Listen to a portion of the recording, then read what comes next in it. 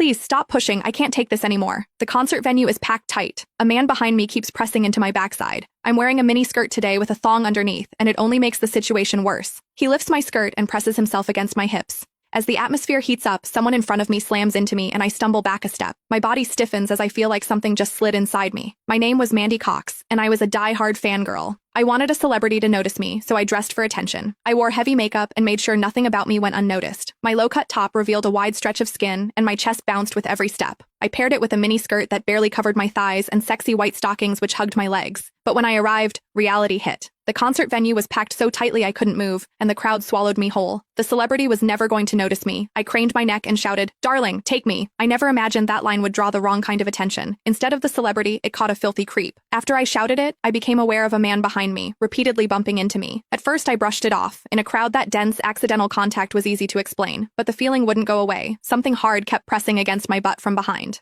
I assumed I'd accidentally backed into his hand where it rested behind me, so I turned and offered a polite apology. "Sorry, I didn't mean to bump into you." He paused, then flashed a leering smile and said, "It's okay, I don't mind." When I turned back toward the stage, I felt him press against me again, more deliberate than before. I kept my attention on the celebrity on stage and shut him out. The man became increasingly brazen, pulling up my skirt and pressing close against my backside. I had only a thong on underneath, which left my butt exposed. I felt his touch directly against my skin and assumed it was his finger. Only then did I realize something was wrong. The pressure was warm and solid in a way a finger could never be. My mind lurched as the truth hit me. In the 20 years of my life, this was the first time a man had ever molested me. Fear surged through me, sharp and overwhelming, and my body reacted with an instinct to flee. But there was no way to move. The concert floor was packed wall to wall, leaving me stuck where I stood. I drew myself tight, bracing as if tension alone could keep the fear out. As I did, my hips closed around the man's so-called finger, trapping it between my cheeks. An unfamiliar sensation followed, and warmth rose to my face. What confused me was that I didn't recoil from it. There was a muted comfort to it, and against my will, it sparked a faint sense of expectation. The man behind me seemed to take it as a signal.